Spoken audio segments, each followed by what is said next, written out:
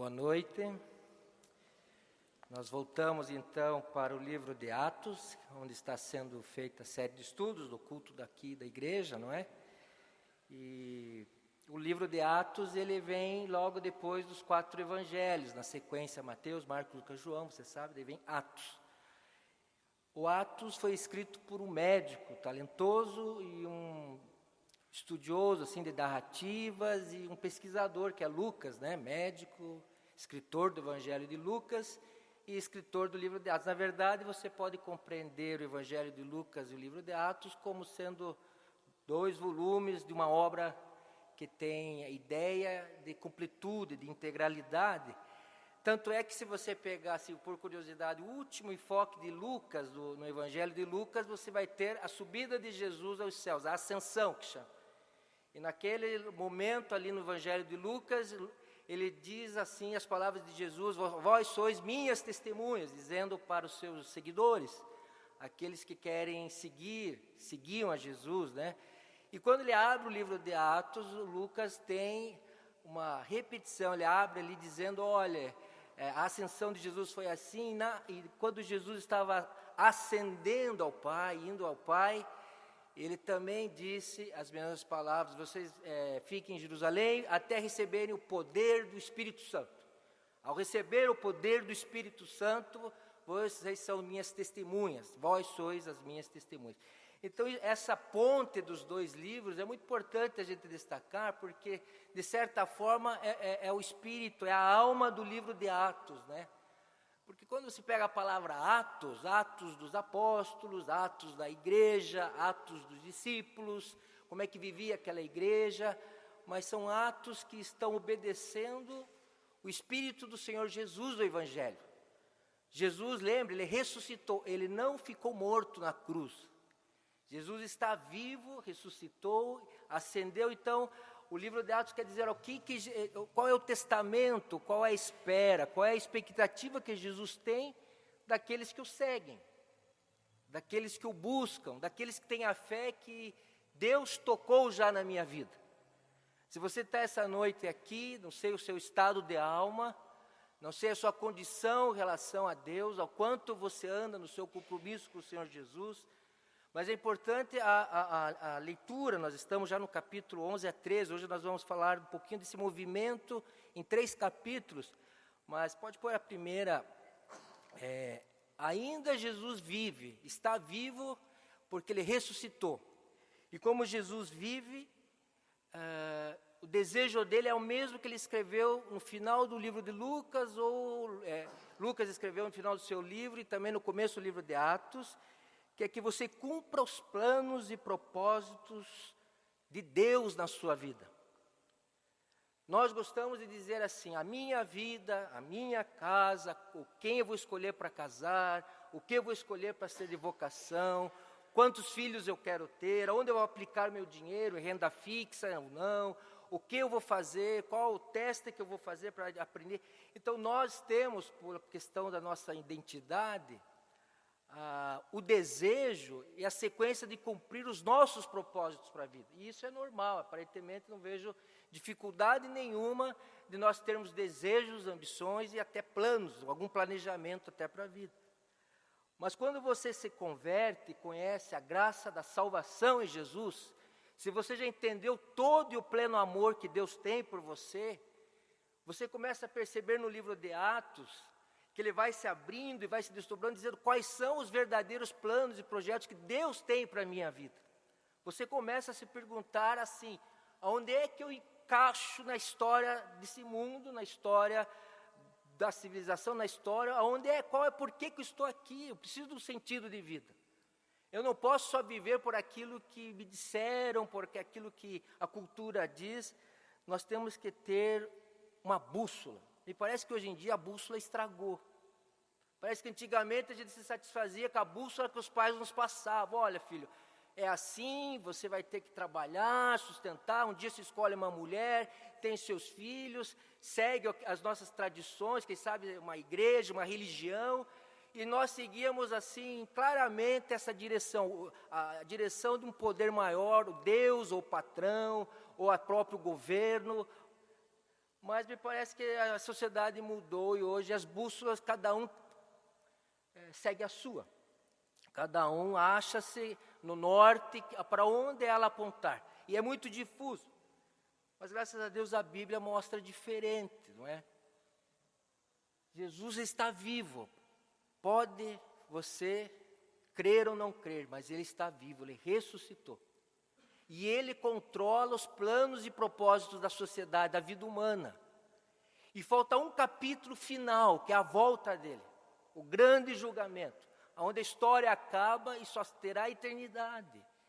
E a chance de nós estarmos lendo a Bíblia é para que você se enquadre, você que quer receber o nome de cristão, ou você que tem fé em Deus, que a sua vida, os seus propósitos, os seus planos, as suas intenções, elas se submetam obedientemente ao que Deus quer para a sua vida.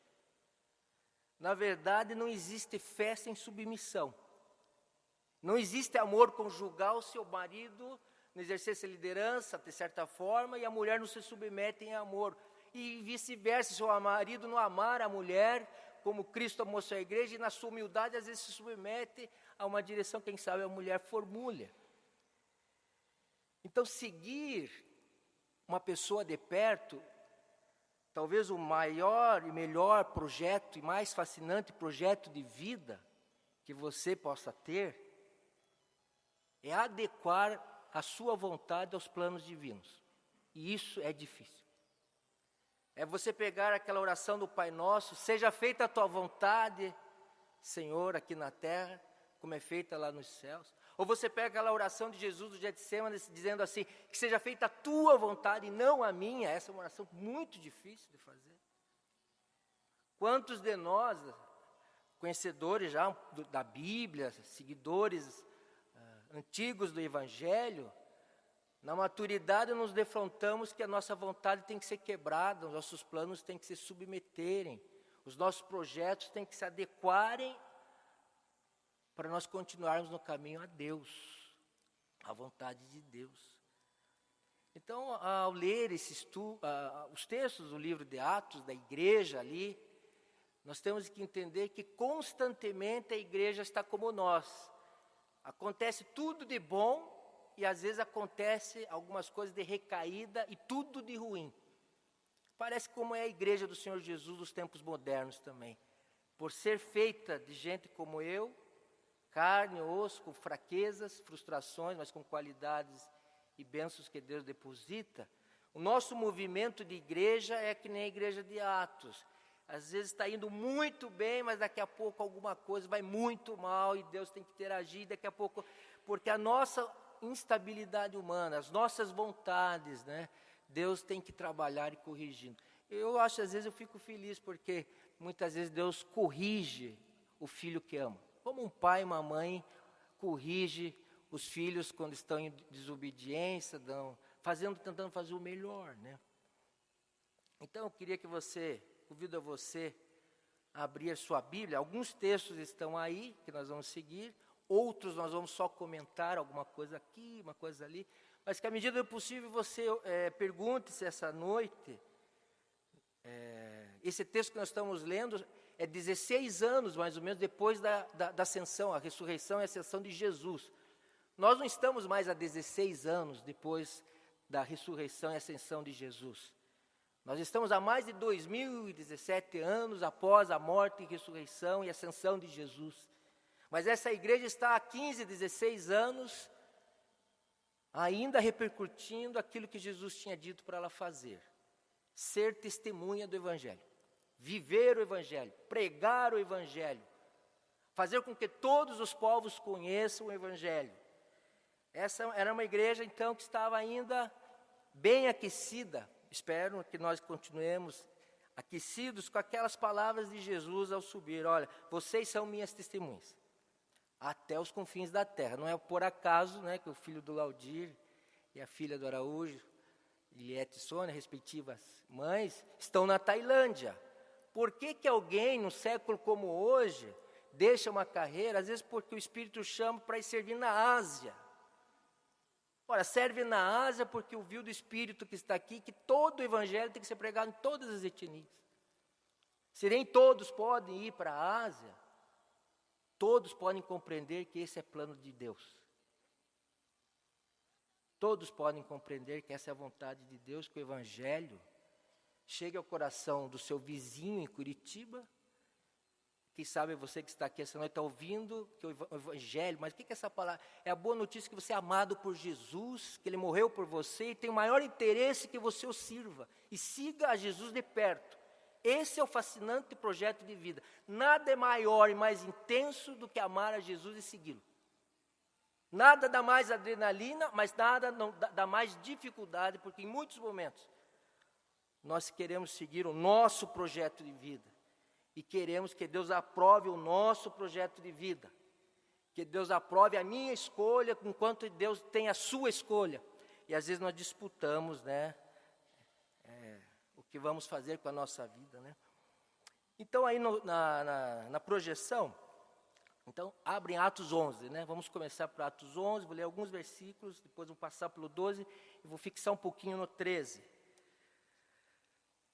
Então lembre-se que estamos aí há 16 ou 15 anos após a ascensão, e Atos capítulo 11, versículo 1 diz assim: os apóstolos e os irmãos de toda a Judéia ouviram falar que os gentios são povos não judeus, né, para você entender, a palavra gentil é um estrangeiro, não judeu. Gentios também haviam recebido a palavra de Deus. Atos 11, 18. Pula lá para 11, 18. Os apóstolos e os irmãos... Não, isso já li. Então, 11, 18. Ouvindo isso, não apresentaram mais objeções e louvaram a Deus, dizendo: então Deus concedeu arrependimento para a vida, até mesmo aos gentios. O primeiro princípio para nós como igreja, se queremos seguir as ordens do Espírito de Jesus e do próprio Jesus,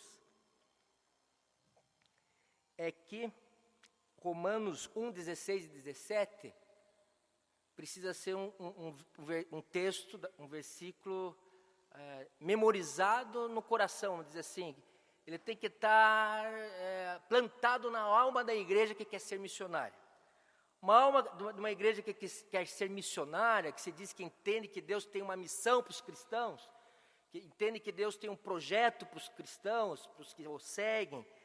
Romanos 1,16, o apóstolo Paulo diz assim: porque não me envergonho do evangelho, repare a palavra, porque é o poder de Deus para a salvação de todo que crê. A hora que eu prego o evangelho, a Bíblia aqui é um Espírito de Deus que usa a sua escritura para dizer ao seu coração e ao coração dos tailandeses, ao coração daqueles povos que não, índios, aqueles missionários que estão espalhados em nome de Jesus pelo mundo todo, que o evangelho é o poder que convence a você que você é pecador. O evangelho e a igreja tem uma mensagem que é sempre a mesma, cristocêntrica, que só Cristo ama e morreu e ressuscitou por você.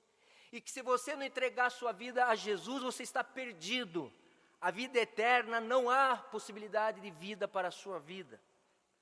É o poder de Deus para a salvação. É o poder de Deus aquele que tem fé. De certa forma, não é a igreja, no sentido de religiosidade, que vai te oferecer a salvação, mas é o poder do nome e a obra do Senhor Jesus.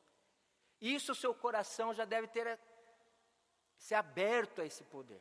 Isso o seu coração já deve ter escutado lá no fundo, que Deus ama você, e se um dia você se converteu, foi obra do Espírito Santo que usou alguém, ou várias pessoas, seus pais, sua família, o pastor, os membros da igreja, um colega, um vizinho, uma pessoa que te deu um livro, alguém que orava por você dia e noite, dizendo: esse menino está perdido, esse jovem está perdido, essa família está perdida. Alguém que orou, dobrou o joelho e disse: existe a possibilidade, porque Deus ama essa pessoa e ela precisa entender o amor de Deus. Esse é o poder do evangelho que você carrega no seu coração. Esse é o poder do evangelho que nós carregamos no coração, que Deus quer que você espalhe com a sua vida. Eu não quero ser pastor, não quero ser missionário como o Davi e o Adriano, que estão lá na Tailândia. a ideia é que você perca essa notícia, assim, eu acho que é um preconceito errôneo, de que a obra de Deus é feita por gente como eu, assim, clérigo, né, um pastor, um padre, um missionário, um diácono, algum oficial da igreja. Você tem que perder essa noção, porque o poder do evangelho está na todo aquele que crê. Se você crê, você está em missão. Se você crê, você tem o Espírito, você é povo de Deus. Se você crê, você tem o Espírito, é povo de Deus, você tem uma missão. Missão na sua casa, missão como carpinteiro, missão como pescador, que foi Pedro, carpinteiro foi Jesus, como professor, como padeiro. Aonde você estiver, existem pessoas que precisam sair do abismo do pecado, serem perdoadas e amadas. Então, antigamente, não sei quantos anos atrás, aqui na igreja, nós fazíamos viagens missionárias com os jovens. E íamos lá para as ilhas do Ariri, alguns foram aqui. Então, nós pegávamos um barquinho, muito simples, toque, toque, toque, e íamos para aquelas ilhas, né? E era uma oportunidade, assim, no convívio, e verem os missionários. Lá tinha missionários nessas ilhas, espalhadas aí pelo litoral, era o litoral, acho que norte de São Paulo, né? Cananéia, saía de Cananéia. E sempre ouvia-se, quando a gente fazia o bate-papo ali da equipe da igreja, ouvia-se aquela notícia assim: agora eu estou fazendo a obra de Deus.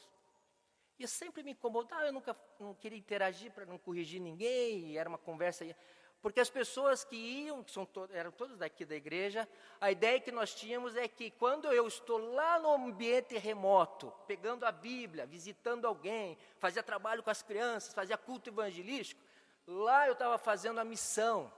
E quando voltava aqui para a igreja, não é mais missão, aqui é secular, aqui eu vou ganhar o dinheiro e sobreviver. E isso foi por uma viagem, foi por duas. Na terceira ano, nós fizemos isso durante quase uma década, 9 anos, eu conto. Chegou no terceiro ano, eu lembro que estava, não sei com quem mais estava liderando comigo, não sei se era a Cris, era alguém que estava junto. Daí a gente começou a falar: olha, o trabalho que o missionário está fazendo aqui nas ilhas remotas, com as pessoas que moram, os pescadores artesanais, chamados de caiçaras, ele é tão missionário quanto você que está na faculdade de Direito Federal, disputando o humanismo dentro ali de Curitiba. As circunstâncias são diferentes, o preparo é diferente, o treinamento é diferente, a subcultura é diferente, mas jovens, né, geralmente eram jovens que iam, acabe com essa ideia que segunda-feira não é missão. Segunda-feira você está em missão. Missionário não é só o casal que está aqui, que veio lá da Suíça. Eles são missionários. Tiveram que aprender o português. Está aqui, não sei, 20 e tantos anos, né? Já estão velhinhos até já. Não, estou brincando, isso é só para dar uma quebrada, tá, turma? Você é bem fortão ainda. Dá para queimar muita lenha ainda. Eles são missionários de carreira, né? Claro, transculturais, é diferente de nós. Eu não sou transcultural, você não é. Mas é amanhã de manhã, quando nós acordarmos, e eu tenho minha zeladora lá, e às vezes eu dou uma literatura, ela limpa o prédio. Segunda-feira, meus amados irmãos, todos nós que temos o Espírito de Cristo, somos chamados para pregar o poder de Deus que salva o ser humano. A razão de existir do ser humano é Cristo. Amém ou não? Você, mas eu não sou missionário. Você é missionário. Você pode crer que pela palavra de Deus, você é filho de Deus, você é missionário. Você tem uma missão de vida. Eu não estudei, mas não importa. Se você for para a Tailândia, você vai ter que estudar teologia, fazer talvez missão, fazer línguas. Você vai ter que ter um preparo diferente, como o Adriano e o Laudir vai visitar lá. Muitos missionários estão na Tailândia do Ocidente, fizeram grandes preparos. Se você for para lá um dia, nós vamos fazer um preparo para você. Você vai para estudar em algum lugar.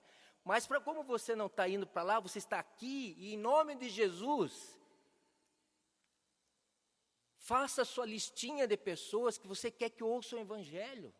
Em nome de Jesus, a igreja missionária de Atos, cheia do Espírito, comece a distribuir alguma literatura. Convide para um estudo bíblico em casa. Sei lá, a estratégia que o Espírito colocar no seu coração. Mas sem isso a igreja não avança, sem evangelismo. Não há como acrescentar os senhores que se salvem se a igreja ficar trancada na Judéia. Se a igreja ficar trancada, sem a visão que Jesus deixou de fazer discípulos a partir de Judéia, até os confins da terra.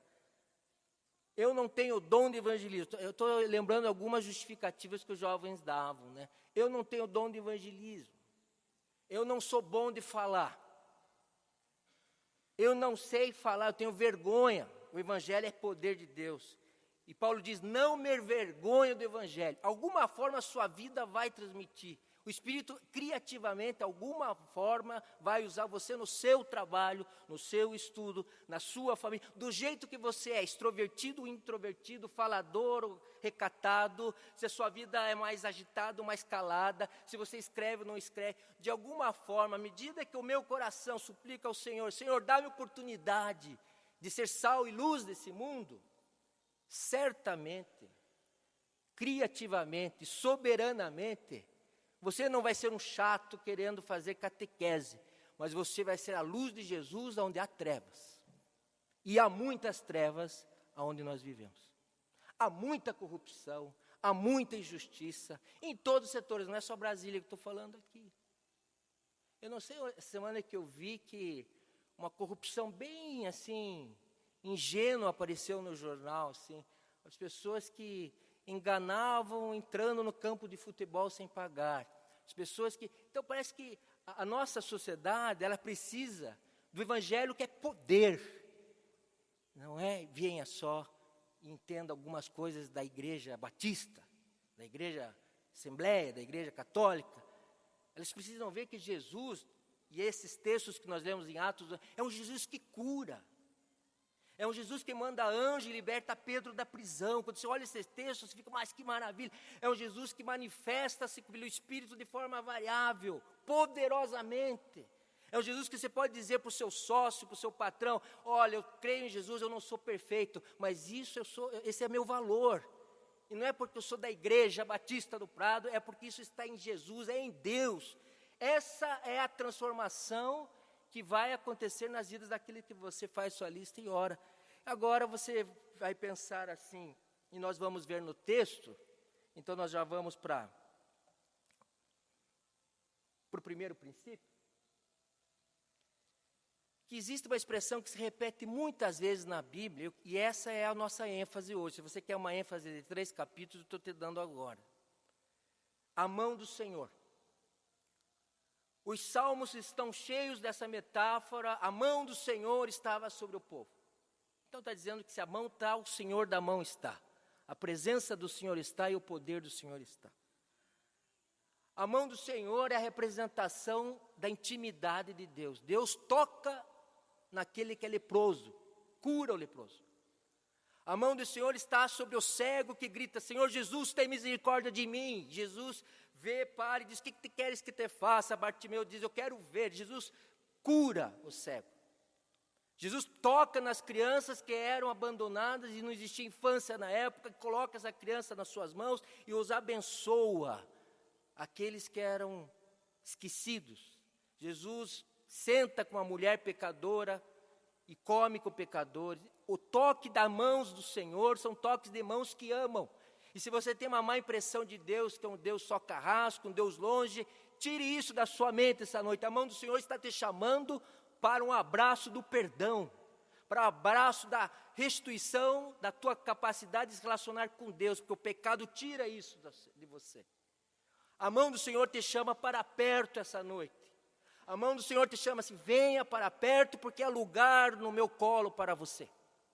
Há lugar na minha companhia para você.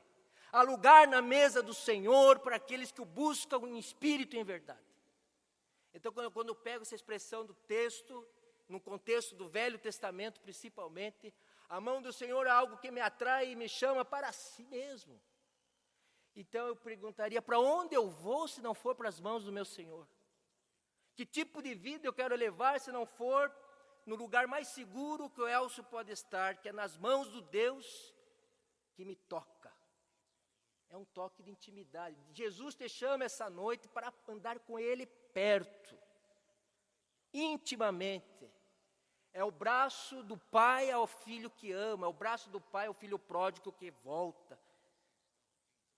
Então, a mão do Senhor está sobre a igreja em Atos 11, 12, 13. Você vai ver nos livros, a mão do Senhor está ali.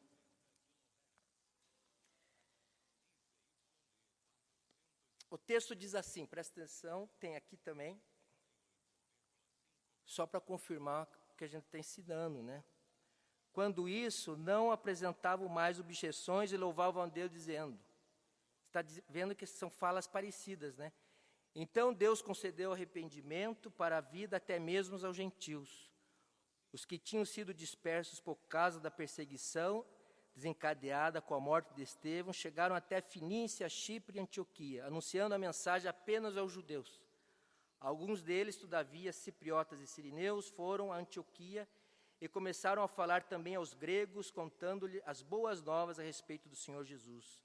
A mão do Senhor estava com eles, e muitos creram e se converteram ao Senhor. A mão do Senhor fez com que alguns desconhecidos foram pregar para quem não era judeu. Isso era, até certa forma, um espanto. Quebraram as barreiras étnicas. O Evangelho e a fé em Jesus é a única força nesse mundo que quebra as barreiras étnicas. É a única ponte que liga pobres e ricos. É a única fonte que liga negros, brancos, amarelos, pardos, etnias diferentes. A mão do Senhor, através do Evangelho, é o único que une Deus Santo ao homem pecador. A mão do Senhor é a única que vence as barreiras culturais, étnicas, as barreiras linguísticas, as barreiras raciais, as barreiras religiosas e a principal das barreiras que todos nós temos. A única pessoa que quebra a barreira do pecado é Jesus Cristo, com o perdão que Ele te oferece. O pecado é a pior das barreiras. É aquela que o demônio tinha permissão para nos mandar ao inferno e nos condenar por causa do pecado. Em Jesus, Deus justificou e reconciliou você com Deus. Se é por um motivo de você sair alegre essa noite aqui, talvez você não foi curado, talvez seus planos não deram certo em 2017, talvez você está num conflito de compromisso com Deus, mesmo sendo salvo. Eu não sei a sua condição, como eu já disse, mas o motivo que me faz assim vibrar com o Evangelho de Jesus e com a palavra é que o Evangelho é o poder que vence qualquer tipo de barreira, mesmo os judeus sendo etnocêntricos, tinham dificuldade em entender que o Evangelho era para todos, sem ter que seguir a lei, sem ser judaizantes. Aqui nesse texto, o Evangelho chega para pessoas de Chipre, sírios, pessoas que não viviam na Palestina, pessoas espalhadas aonde, gregos.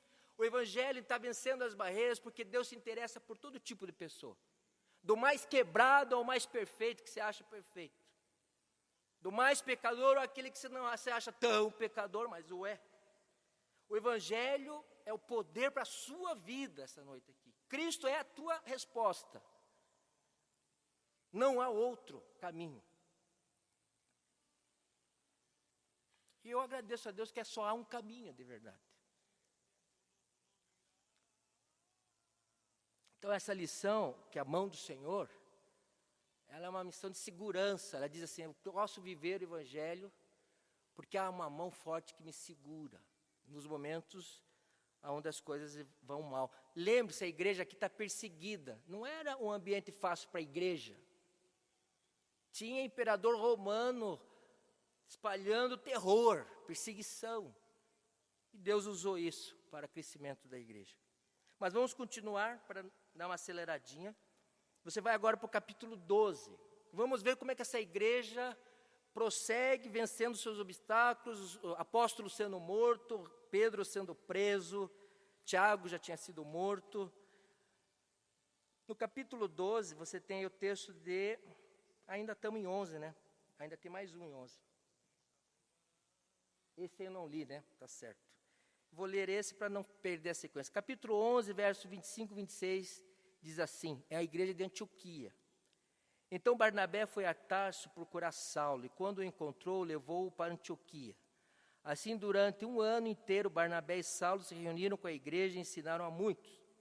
Em Antioquia, os discípulos foram pela primeira vez chamados cristãos. Interessante, foi numa igreja que não era de judeus, que era mais de 400 quilômetros longe de Jerusalém, capital do cristianismo, onde Jesus viveu, morreu, né? E ali os seguidores são chamados de cristãos. Qual a importância para Lucas de dar essa identidade? Olha, agora os seguidores são chamados de cristãos. Se você olhar o texto e o contexto, veja, em Atos 6:1, os seguidores eram chamados de discípulos. Em Atos 9:13, eles foram chamados de santos. Em Atos 9:10, eles eram chamados de irmãos. Em Atos 10:45, eles eram chamados fiéis. Em Atos 9:2, seguidores do caminho. Em 2:47, os que estavam sendo salvos. Mas em 11:26, os seguidores de Jesus foram pela primeira vez chamados de cristãos. E até hoje nós somos chamados de cristãos. E o que isso tem a ver com você e comigo?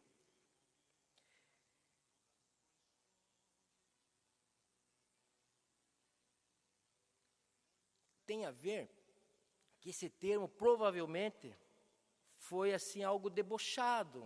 Não há muita certeza, mas não me parece que foi um termo cunhado para elevar a moral dos seguidores. Não era um qualificativo, era um pejorativo. Aqueles pequenos que seguem a Cristo, ou pessoas de Cristo, parecidos com Cristo. E por que eu sou um cristão? Vamos ler agora o 11:29-30. Está aí, né? Os discípulos, cada um segundo as suas possibilidades, decidiram providenciar ajuda para os irmãos que viviam na Judéia. Esses cristãos. E fizeram enviando suas ofertas aos presbíteros pelas mãos de Barnabé e Saulo. Há duas figuras que nós vamos cansar de ver lá para frente. Dois homens que começam a pregar o evangelho aos gentios, aos não-judeus. Barnabé era um homem que foi chamar Paulo porque a igreja estava se convertendo, precisava de um pastor, um mestre, ele foi chamar Paulo, então começa a trabalhar com Barnabé.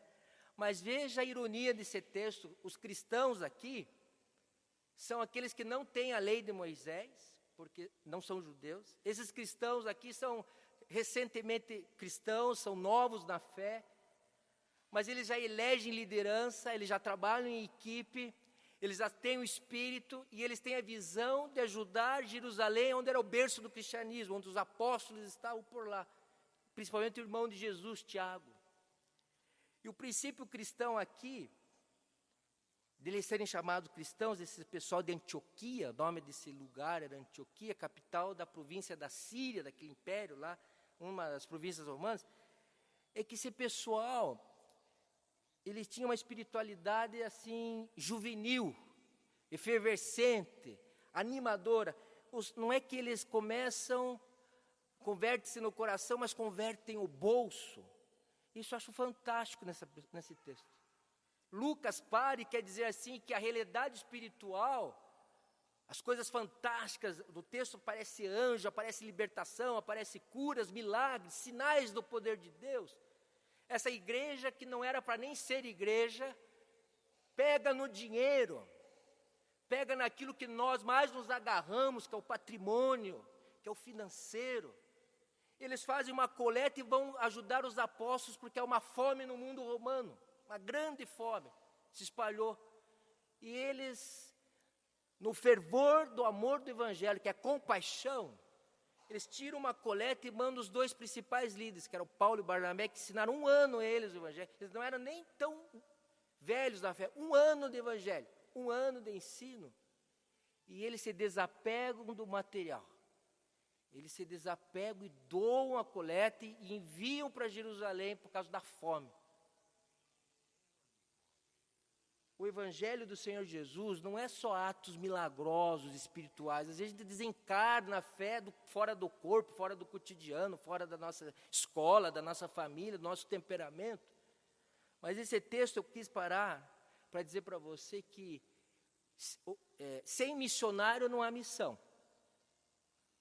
Se alguns de nós não sairmos de Curitiba, o evangelho não vai chegar naqueles países que não têm evangelho.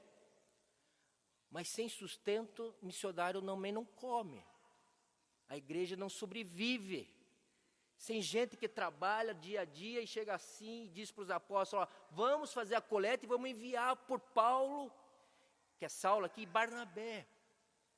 Então, às vezes, nós queremos seguir a Jesus e parece que deixamos isso só para manifestações assim de êxtase espiritual, que existem, são bênçãos, sonhos, visões, revelações, emoções, né? Ligações, a intimidade com Deus é maravilhosa, tudo muito prático, até assim para a vida até individual, diria. Até uma terapia na alma que Deus às vezes nos faz quando toca, né, em algumas reuniões e aquilo que é doído sai para fora. Mas, irmãos, se não houver pessoas que tenham a capacidade de doar daquilo que é mais importante, o suor do seu trabalho a pessoa conquistou, construiu, e ela tira uma parte e doa.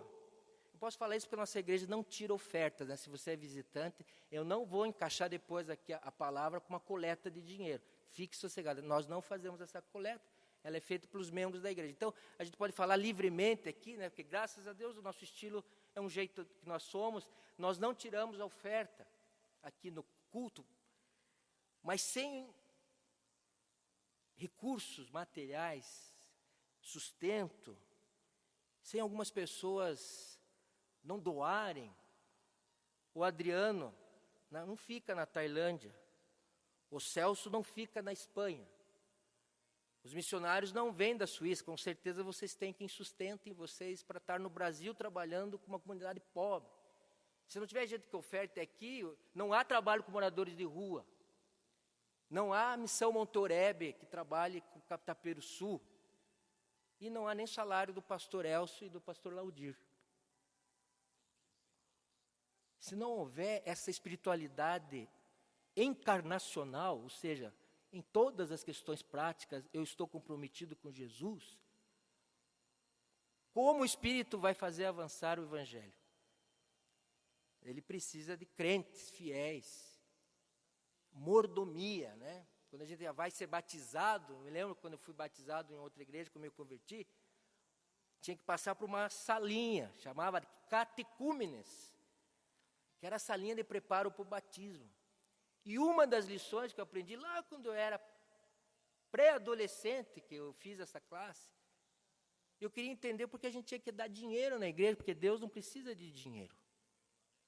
E o pastor sabiamente falou, e era um pastor de uma igreja, porque falou, olha, se você não contribuir, como que eu vou poder viver e ensinar o evangelho para você, como eu estou fazendo agora? E se você não contribuir para as ofertas missionárias, como é que nós vamos sustentar? Era uma igreja ligada à junta, mas nós somos ligados, mas sustentava missionários da junta. Como é que aquele missionário que visitou a igreja vai ser sustentado lá nos índios? Não sei se lá de onde que era aquele missionário, não lembro mais. Então eu queria dizer para você que a igreja missionária mesmo, ela ora, ela vibra, ela vai, ela faz conferência missionária, mas, meus irmãos, uma igreja que contribui e generosamente com o reino de Deus. Então quando o Laudir falou, você não falou ainda, né? Que nós tivemos que usar o fundo de reserva. Falou ou não falou? Não falou, né? Falou.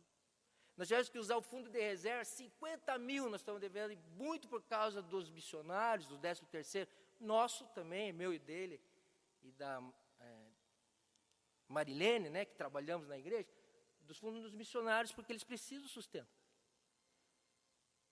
Então, eu creio que a igreja missionária, a igreja cheia do Espírito Santo, ela tem um dom de fazer milagres, de maravilhas. Você pode ser tocado e sair dessa noite com uma bênção tremenda desse culto, se Deus quer lhe dar. Mas nós também precisamos ser missionários, orar por missões. Mas nós temos que ser missionários que fazem que nem essa igreja fez de Antioquia. Contribuiu generosamente com missões. Contribuiu. Pegou o bolso. Não sei se foi Lutero ou foi alguém que disse, o único lugar que é mais difícil a conversão é quando trabalha o nosso bolso. Porque ali dói. Porque nós temos que nos desfazer e confiar que Deus vai prover aquilo para nós. Então eu fico pensando que essa é uma lição bíblica. E eu espero que o Espírito use essa fala para trazer a igreja. Eu entendo que a nossa igreja é missionária. Amém ou não? Eu entendo que sim. aqui na Judéia até os confins da terra. Mas nós precisamos continuar, e eu dou graças a Deus porque muitas vezes eu pude ser Barnabé, recebendo uma oferta especial de alguém da comunidade, podendo levar para algum dos missionários, obreiros. Até quando o Adriano veio aqui que mês que o Adriano esteve aqui, né? Fevereiro, né? Alguém deu uma oferta especial, nem sei o que o Adriano me falou, e até o Adriano via a cartinha que ele escreveu lá atrás, ele falou, olha, graças a essa oferta, eu já tenho quase todo o sustento até um mês para o outro casal missionário da Tailândia, e ele parece que vai fazer o mestrado dele lá.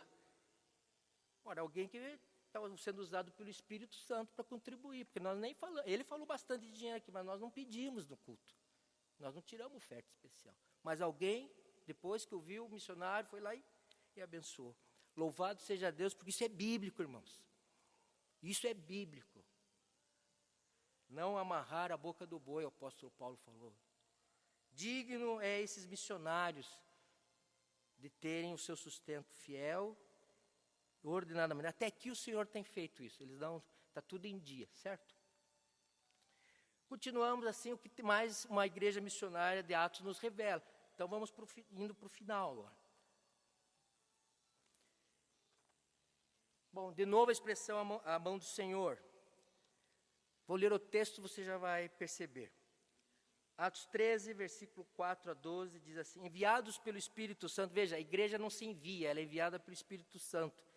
Desceram-se a Seleucia e dali navegaram para Chipre. Chegando em Salamina, proclamaram a palavra de Deus nas sinagogas judaicas. João estava com eles como auxiliar. Viajaram por toda a ilha até que chegaram a Pafos. Ali encontraram um judeu chamado Bar-Jesus, o Elimás em algumas traduções, né? Que praticava magia e era falso profeta. Ele era assessor do procônsul Sérgio Paulo. O procônsul, sendo um homem culto, mandou chamar a Barnabé e Saulo porque queriam ouvir a palavra de Deus. Mas Elimás, o mágico, esse é o significado do seu nome, opôs-se a eles e tentava desviar da fé o procônsul. Então Saulo, também chamado Paulo, cheio do Espírito Santo, olhou firmemente para Elimás e disse, filho do diabo, inimigo de tudo que é justo, você está cheio de toda espécie de engano e maldade. Qual é que vai parar de perverter os retos caminhos do Senhor? Saiba agora que a mão do Senhor está contra você, e você ficará cego, incapaz de ver a luz do sol durante algum tempo. Imediatamente vieram sobre ele a névoa e escuridão, e ele, tateando, procurava quem os guiasse pela mão. O procônsul, vendo o que havia acontecido, creu profundamente impressionado com o ensino do Senhor. Nós estamos aqui na primeira viagem missionária, os primeiros missionários aqui do texto são Paulo e Barnabé, e já tem mais um chamado João Marcos. Agora a mão do Senhor aqui não está a favor. A mão do Senhor aqui aparece de juízo, de poder contra alguém que está contra o missionário e contra o evangelho e contra a igreja. Era um tal de mágico, Elimás. E ele estava tentando fazer com que nessa cidade, porque Paulo e Barnabé iam visitando cidades, de Chipre para lá, que estão em Pafos, né? E nessa cidade que eles estão, sendo missionários, há alguém que está contradizendo, alguém que está confundindo, alguém que está atrapalhando. E geralmente o diabo faz isso. Quando você quer se aproximar de Deus, ele põe barreiras, obstáculos, confusão. Quando você quer se aproximar da Escritura, de alguém que quer te ensinar a vida em Jesus, ele coloca intriga, dúvida, dá uma confusão, uma quebra de relacionamento. Alguém não te cumprimenta na igreja, ou alguém fala mal de você, você ouve uma crítica, e o diabo coloca isso na sua vida como confusão para você não poder receber a plenitude de Deus através do teu arrependimento e fé. Cuidado, porque às vezes nós estamos se aproximando da igreja do Senhor Jesus, do Evangelho, estamos até atentos a algumas coisas, mas parece que o diabo põe alguma trapaça, algum engano. Só que é assim, nenhuma oposição é do tamanho do poder da mão de Deus. A mão de Deus é completamente poderosa para quebrar, para destruir. E foi o que Paulo fez. Veja o texto, Paulo diz assim, olha, a mão de Deus vai deixar você cego. A mão do Senhor vai te repreender. A mão do Senhor vai ser juízo sobre a sua vida. A mão do Senhor vai pesar sobre o seu pecado, sobre a sua desobediência. A mão do Senhor, ela é amorosa como a de um pai, mas ela faz a disciplina. Se tiver que pegar na varinha, vai dar 3 varadinhas em nós, para correção. A mão do Senhor, ela chama para a salvação. Mas se você resiste, se você nega, se você tem vergonha, se você quer andar como você viveu a sua vida inteira da sua liberdade, Deus, Ele deixa o seu livre-arbítrio ser executado. Mas muitas vezes a mão do Senhor, como foi com esse mágico, com esse feiticeiro aqui, com esse agente do mal, um homem ligado ao diabo, ligado à oposição ao Evangelho, porque você sabe que o diabo existe, e por isso que o mundo está numa tremenda trevas, e a função do demônio é desviar você da cruz, da salvação em Jesus. É tirar o teu desejo de estar com os cristãos, é desviar a sua atenção para o dinheiro, é desviar a sua atenção para o sucesso, é desviar a sua atenção para os seus planos, abandonando aquilo que Paulo e Barnabé pregavam. Mas nesse texto, para a glória de Deus, Paulo percebe e Paulo repreende. E esse mágico fica na escuridão. Ele já era da escuridão espiritual, agora ele fica cego por algum tempo, diz o texto. Não há oposição que vença o nome de Jesus. Não há resistência que seja mais forte que a graça de Jesus. Não há profeta, demônio, espírito mau, não há barreira, não há feitiço, não há quem faça trabalho de macumba, de sei lá do que, olho gordo, aquilo que você achar que é oposição demoníaca na sua vida, que resista à oração no nome de Jesus. Amém ou não? Não há. O nome de Jesus é suficiente. A fé de Jesus é suficiente. O compromisso com Jesus é suficiente para derrubar todo impedimento à igreja de Jesus. Então, Paulo não tem medo do mágico. Paulo enfrenta, Paulo confronta, Paulo corrige. E o evangelho chega ao coração dessa autoridade que diz o texto que se converte. A mão do Senhor estava contra o feiticeiro. E por fim, chegando no final do capítulo 13, nós podíamos ter essa conclusão, que Atos dos Apóstolos são atos da igreja missionária, que nada mais é que a igreja de Jesus que está enviada ao mundo, né? E era uma igreja cheia de alegria e do Espírito Santo. Aliás, a alegria é fruto do Espírito Santo, é uma realidade espiritual, não é temperamento humano muito alegre. E o texto final diz assim: quando os judeus viram a multidão, ficaram cheios de inveja, porque havia muitas pessoas se convertendo, né? E blasfemando, contradiziam o que Paulo estava dizendo. Então Paulo e Barnabé lhes responderam corajosamente: era necessário anunciar primeiro a vocês a palavra de Deus, uma vez que a rejeitam e não se julgam dignos da vida eterna, agora nós voltamos para os gentios. Pois assim o Senhor nos ordenou: eu fiz de você luz para os gentios, para que você leve a salvação até os confins da terra.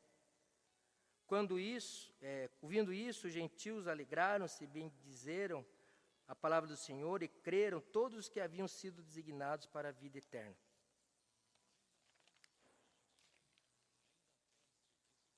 A palavra do Senhor se espalhava por toda a região, diz o texto ali. Nosso projeto como igreja é a mesma, porque é de Jesus esse projeto. A cabeça de Cristo é a mesma, a orientação de Cristo é a mesma. Espalhar a palavra do Senhor, proclamar a palavra do Senhor até os confins da terra. Atos 13, essa viagem missionária, a primeira grande viagem missionária. Paulo sai de uma cidade a outra e geralmente alguns se convertem, mas outros rejeitam. Outros expulsam, como ele foi expulso aqui da presença. teve que limpar o pó e dizer, vocês não querem Jesus? Nós vamos pregar então para os povos que não são judeus. Nem tudo dá certo na obra missionária. As equipes brigam, João Marcos, esse terceiro, daqui a pouco vai desistir. As pessoas desistem do evangelho, expulsam os missionários da cidade. Os missionários enfrentam o poder espiritual do mal, os missionários ficam doentes, os missionários ficam sem... Então, às vezes, a gente pensa que só por estar sendo uma igreja viva, porque a igreja avivada é a igreja missionária.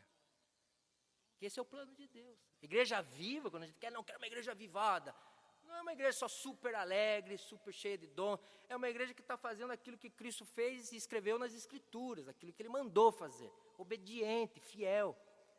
E a gente ilude-se achando que os projetos missionários da igreja, a vida da igreja vai ser sempre sem confusão. Na verdade, quando você olha Atos, é cheia de brigas, confusões, lutas.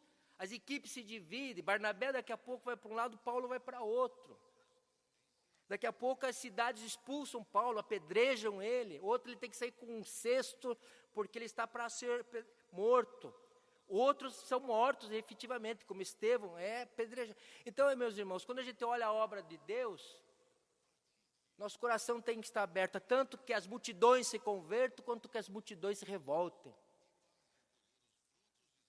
Muitos sejam batizados ou ficar fielmente, quando você olha as biografias missionárias, tem missionário que pregou 10 anos em um país, não batizou uma alma. Não batizou uma alma. Fracasso? Não. Ele é fiel. Melhor é quando você batiza bastante, né? Quando a igreja enche, quando o procônsul se converte, quando Ilimás é repreendido e fica cego na sua ignorância espiritual. Mas se você vai olhando os textos que nós estamos vendo aqui na igreja, você vai ver que a igreja também tem que ser fiel, madura, quando as coisas não acontecem como a gente gostaria que acontecesse. Mas mesmo assim, a soberania de Deus é perfeita. Mesmo assim, nenhum plano do Senhor será frustrado. E nem por isso a igreja não é fiel e digna de aprovação pelo Espírito Santo. Então nós temos que estar preparados para a escassez e para a abundância. Para equipes de missionárias que são redondinhas e funcionam bem, ou aquelas que às vezes se dissolvem e nós temos que começar tudo de novo. Com pessoas que vão para o campo e voltam e digam, não quero mais nada com isso. Com pessoas como vão para o campo e ficam mais do que décadas trabalhando e servindo. A realidade da igreja não está no controle do seu planejamento e nem do meu. A igreja está no controle do Espírito Santo, que é o Espírito de Jesus Cristo. Por isso nós podemos louvar, porque é Deus que vai à frente e é Deus no poder do Espírito que promove a igreja. Por isso que nós estamos aqui sentados hoje. Quem sabe foram os missionários americanos ou alguns europeus que vieram lá do Nordeste. Imagine se esses missionários não viessem para o Brasil. Quantos perderam os filhos por febre? Não precisa ir longe.